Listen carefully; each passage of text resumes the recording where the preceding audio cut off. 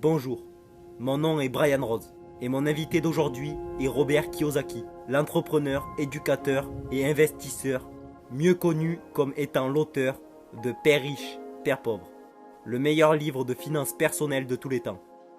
Vous avez changé la façon dont 10 millions de personnes à travers le monde voient l'argent. Et vous êtes devenu un avocat au franc-parler qui défend l'éducation financière passionnément. Je suis avec vous à Scottsdale, en Arizona. Robert, bienvenue. Merci, j'ai apprécié la dernière interview. C'était fabuleux, on avait passé une belle journée. Et hier aussi, j'ai adoré passer du temps avec vous. Hier, j'ai passé l'un des meilleurs moments de ma vie. C'était fantastique. Il y avait vous, moi et Jim Records. Pourquoi est-ce l'un des meilleurs moments de votre vie? Que s'est-il passé hier qui vous a fait sentir ainsi? Avez-vous déjà vu un enfant jouer au football ou au baseball ou peu importe le genre de sport? Puis ils vont sur le terrain, ils rencontrent leur héros. Ce pourrait être de rencontrer David Beckham ou quelqu'un du genre. Pour moi, Jimmy Records, Prince et beaucoup de gens avec qui je travaille aujourd'hui, ce sont mes héros. Ils étaient les gars sur le terrain et je me disais, mon Dieu, ils sont tellement intelligents. Ce sont des insiders dans ce monde. Alors de pouvoir m'asseoir aux côtés de Jim et de travailler sur des projets avec lui me fait me demander pourquoi suis-je ici. C'est un peu comme si David Beckham et moi jouions au foot ensemble. Ce n'est pas censé être possible. Donc se retrouver tous ensemble, Jimmy Records, moi et vous, ce n'est pas censé arriver. C'est impossible. Mais les rêves deviennent réalité. Vous avez toujours pensé que vous étiez l'outsider, et maintenant, vous côtoyez les insiders. Et vous vous accordez sur tout avec eux? C'est vrai, nombreux sont ceux qui reçoivent des conseils financiers, provenant d'outsiders. Si vous connaissez peut-être un planificateur financier, un agent de change ou un courtier immobilier, mais ils ne sont pas au centre de la sphère. Et l'une des raisons pour laquelle j'aime être un entrepreneur et un investisseur immobilier, c'est que je suis toujours au centre de la transaction. Je connais le contrat, je fais partie de la sphère, mais la personne moyenne qui achète des actions, des obligations, des fonds mutuels, des TEF et qui économise de l'argent, ce sont des outsiders. Ils n'ont aucune idée de ce qu'il se passe entre eux. Et le vrai monde du marché. Donc concernant Jim Records et Nomi Prince, Jim s'occupait de la gestion du capital à long terme, de la CIA, du Pentagone. Il était au cœur de ce qui se passe avec l'argent. Nomi Prince était Salomon, Lehman Brothers et Goldman Sachs. Ce sont des insiders. Et j'étais ce gars à part de l'extérieur, essayant de comprendre ce qu'il faisait. Vous savez comment l'un de ces magiciens s'y prend? Comment fait-il pour tirer toutes ces ficelles? Et nous sommes à l'extérieur, en train de sautiller et faire tout ce qu'ils nous disent. Vous devriez économiser de l'argent. Ok, je vais économiser de l'argent. Vous devriez acheter des actions. Ok, je vais acheter des actions. Vous devriez investir dans ceci. Ok, je vais investir. Je savais qu'il y avait un magicien derrière ça. Et je voulais savoir qui c'est. Comment un enfant pauvre de 9 ans, habitant à Hawaï, se rend jusque-là. Beaucoup de gens considèrent que j'étais pauvre. Mais je venais d'une famille qui avait une attitude de pauvre. Si vous voyez ce que je veux dire. Car riche, classe moyenne et pauvreté commencent avec une attitude fondamentale. J'étais donc à Hawaï à 9 ans. Et mon père était un responsable de l'éducation. Il avait un doctorat, un homme très intelligent, un bon gars. À un moment, nous avons déménagé à un autre endroit de la ville. Et je suis allé à l'école avec des enfants riches. C'était une petite ville nommée Hilo à Hawaï. Vous ne la trouverez pas sur la carte, mais elle existe. C'est une ville dédiée à la plantation de sucre. Donc quand j'avais 9 ans, je suis allé dans cette école pour enfants riches. Je réalisais que j'étais pauvre, mais c'est relatif. Comme je le disais, tout est relatif. Mes camarades de classe étaient principalement caucasiens et j'étais l'un des seuls asiatiques de la classe.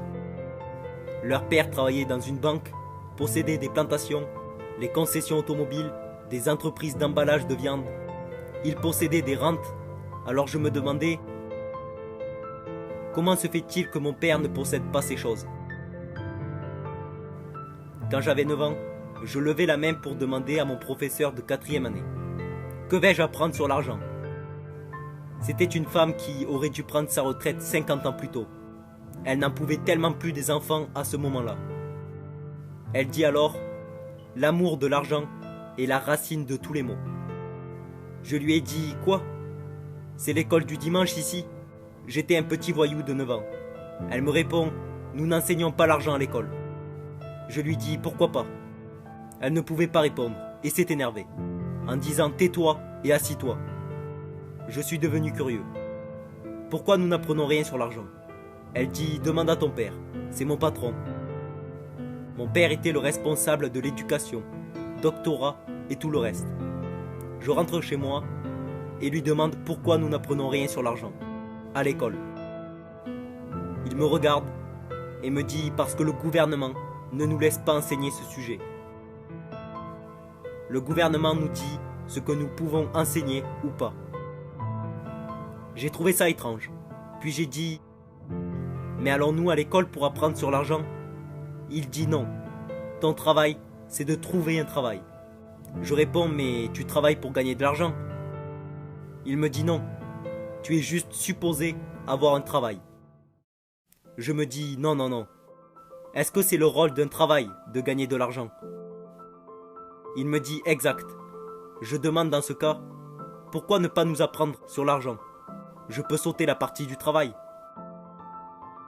Il s'est énervé et me dit: écoute, pour un japonais, mon père était très grand, un homme imposant, un bon gars. Mais il me répondit: si tu veux apprendre sur l'argent, pourquoi ne pas demander au père de ton meilleur ami? Je lui demande: pourquoi Michael? Il me répond: parce que le père de Mike était un entrepreneur.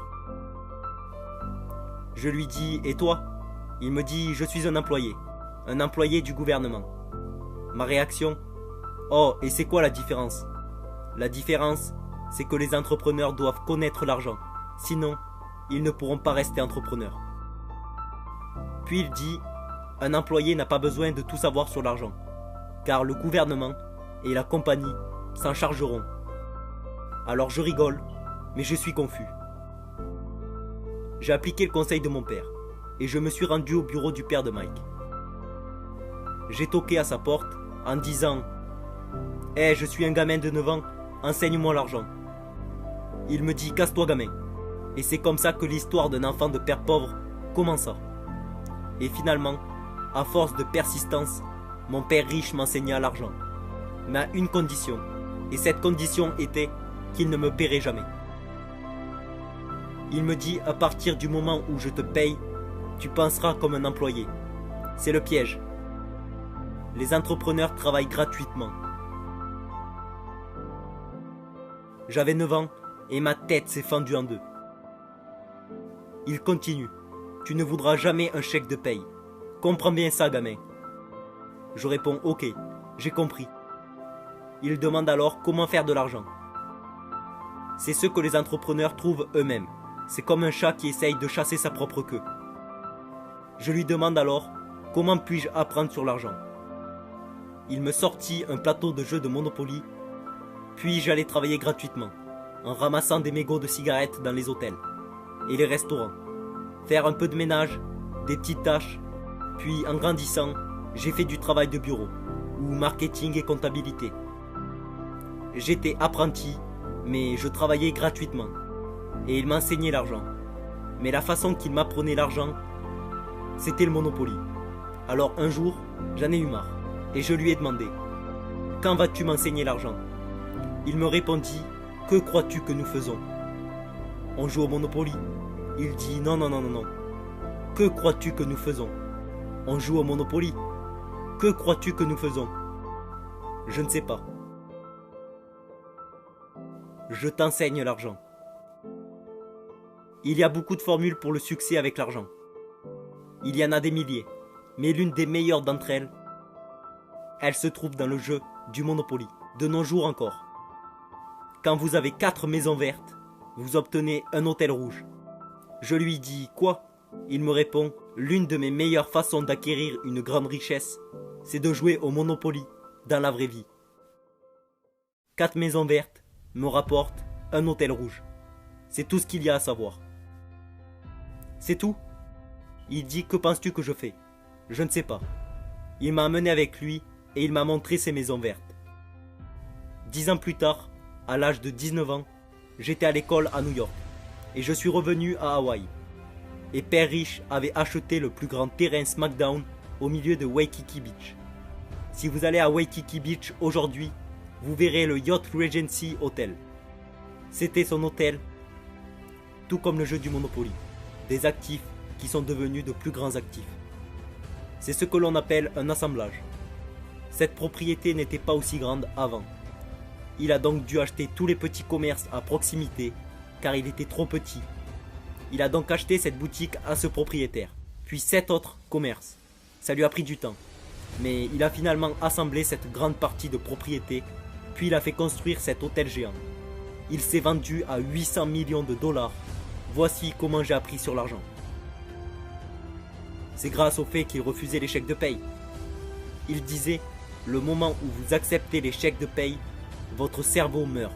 Il est acheté et vous êtes juste payé. Il disait, tant que vous en voulez, vous réfléchirez. C'était un bon enseignant.